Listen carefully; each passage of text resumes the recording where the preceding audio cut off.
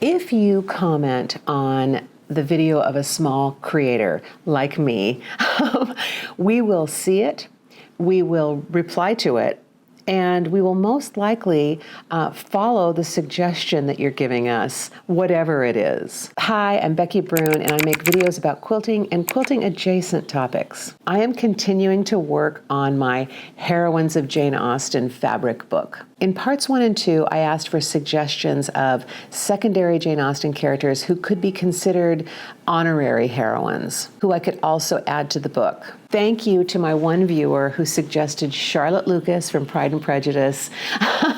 It's a great choice, and I'm going to do it today. I think this Jane Austen fabric looks like wallpaper, which feels appropriate as a background for Charlotte Lucas. As a reminder, Charlotte Lucas is Lizzie's best friend, who is in danger of becoming an old maid, so she chooses to marry Lizzie's rejected suitor, the unlikable but stable Mr. Collins. Here is our girl motif for Charlotte Lucas. I love this fabric, but in this particular project, it's going to be a stand-in for the Regency-era constraints that are closing in on Charlotte Lucas. Uh-oh, Charlotte, where'd you go? Here you are. So I'm going to have her like way at the bottom of this, and I'm going to have, it's like if you're standing in an elevator shaft and the elevator's coming down and you're going to get squished and you got to get out of there. So this side is going to be Charlotte with time running out. And on the other side, hold on, I've got to iron that piece really fast. And on this side, I'm going to somehow represent Mr. Collins, her savior. And I think what I'll do is have him, because he's rising in the world, right? She's getting crushed and he's rising in the world. So I'm going to somehow have him being pushed up. So I thought that these fabrics would be so good, I hope, for that. Free spirit, ironic, but oh my gosh. Wow. Lots of sirens today. So something in here I think is going to be his rise, right? This would be interesting.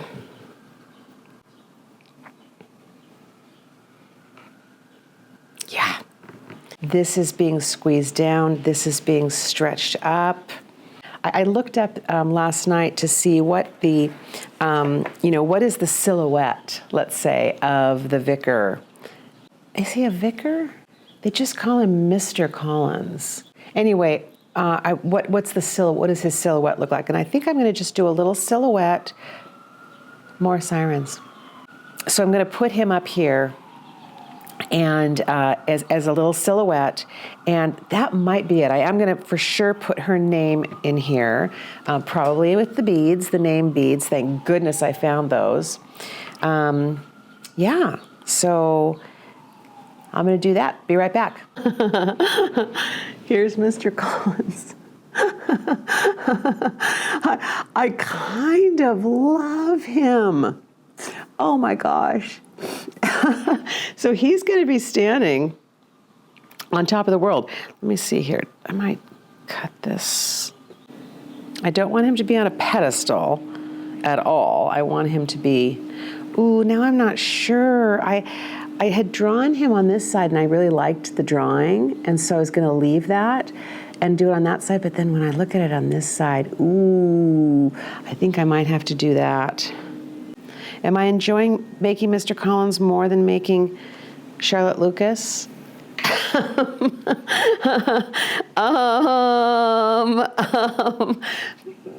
Possibly. I've put some interfacing, some fusible interfacing on the back so that I can cut very closely around her, which I'm going to do. And if anyone asks, I did not glue these down onto the fabric. I got her bun on the side, but when I get to this, I'm going to end up cutting it off. Sorry, Charlotte.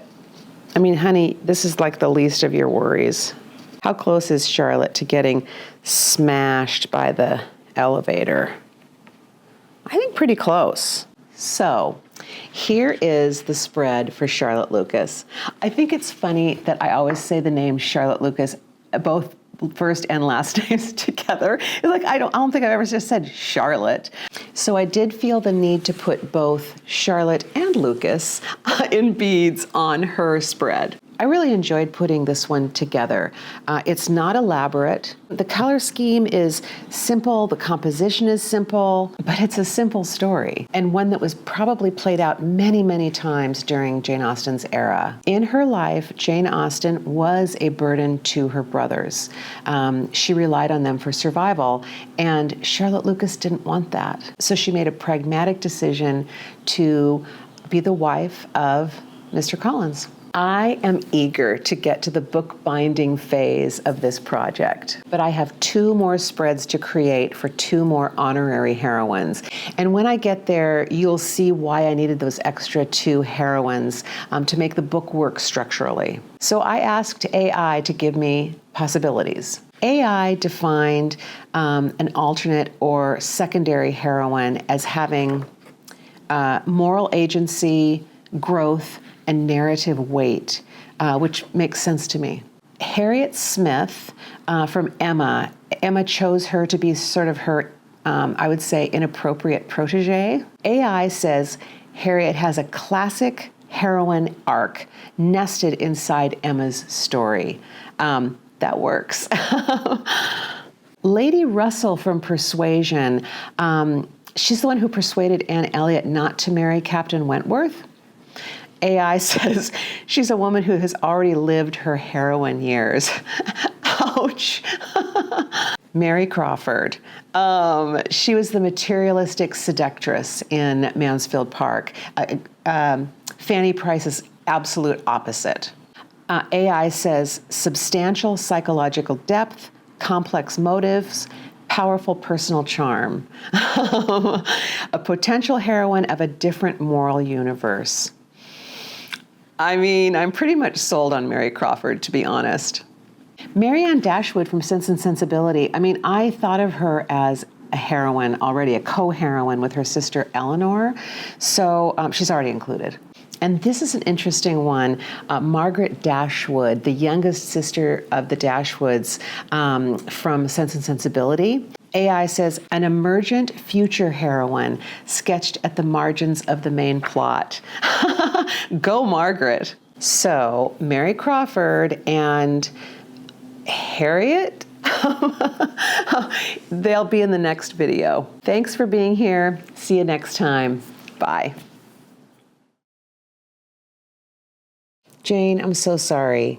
We already had someone from Pride and Prejudice, Charlotte Lucas, and so I was just thinking we would skip over you. But AI says she has her own romantic arc, consistent goodness, and a fully developed interior life. Many critics note that she would clearly be the heroine in a more conventional, sentimental novel.